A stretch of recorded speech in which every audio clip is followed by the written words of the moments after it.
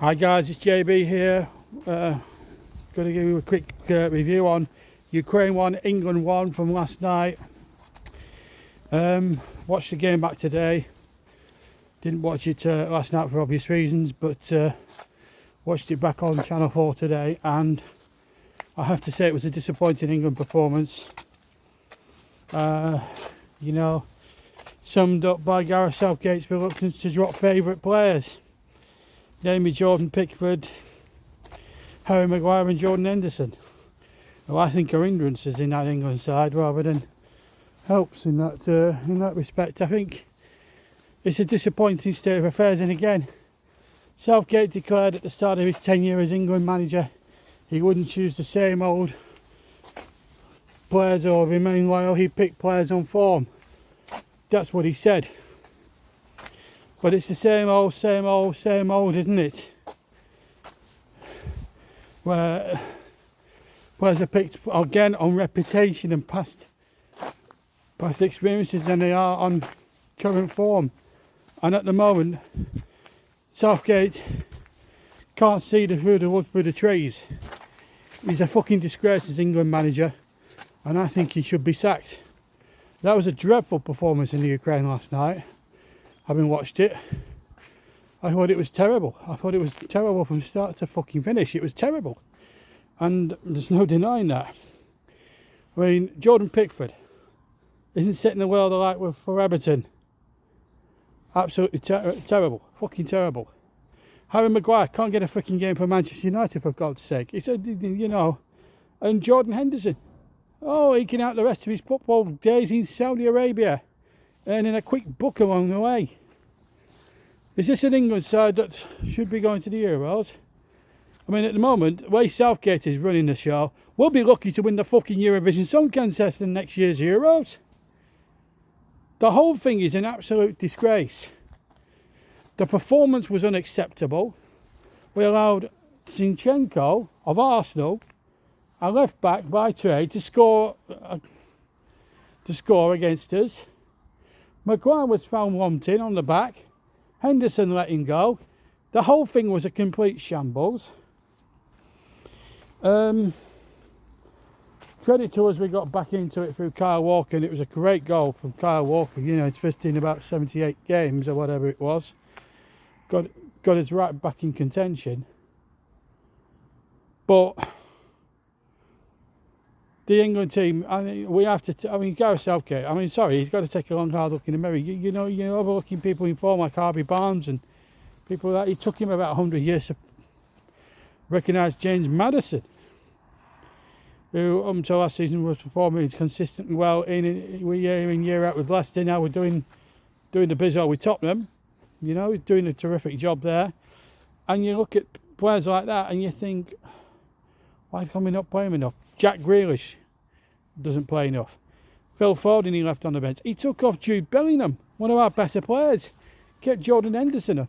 The substitutions have got to be more than questioned. They're very more than questionable. The whole thing is shocking from start to finish. And it's Gareth Southgate they're out. Listen, I'm not going to knock what Gareth Southgate's done for the England team. I have my doubters. I have my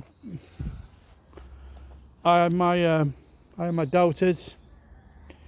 When he first came in and replaced Big Sam Allardyce, I thought Southgate won the last 10 minutes in the job, considering his past managerial experiences, was to get Middlesbrough relegated. Back in 2009 from the Premiership.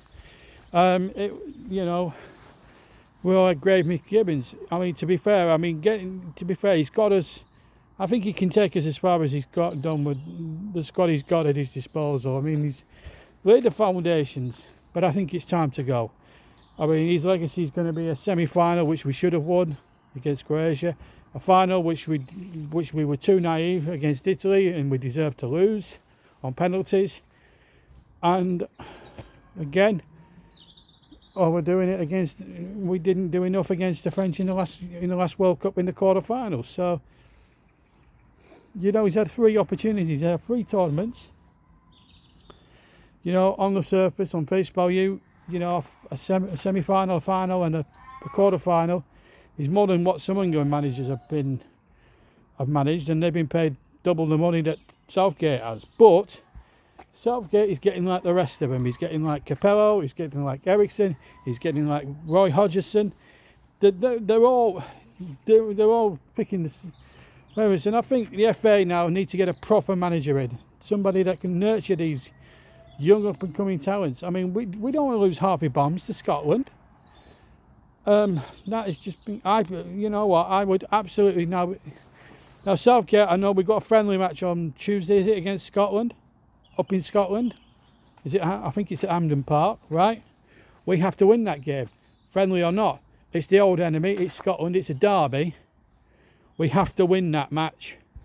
Otherwise, I will almost certainly be calling for Gareth Southgate's head, because I tell you what, you lose to Scotland, it's just not good enough. Let's break it down easily. The whole thing, we have to look at the bigger picture here. Southgate, in my opinion, isn't good enough to be England manager. If you ask me, if you push me on who the next England manager might be, I'd actually choose somebody a little bit more, that's done well at club level. I mean, you're looking at, okay, forget what happened at Chelsea, but I would go with Graham Potter.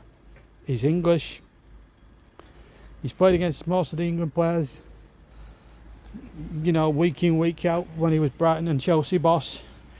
We shouldn't let that 7 months bad experience at Chelsea put us off appointing him. I think he's next England manager, and I think he could do an awful better job with the squad that we've got at the disposal than Gareth bloody Southgate, who just picks unfit players, chooses loyalty over form players, and doesn't give a damn. And I don't think he's the right man, in my opinion, to take England forward to the next European Championships. As I said, we'll be lucky to win the next Eurovision Song Contest. That's my opinion. But the Scotland game is a big one. Lose that, Southgate's out of a job.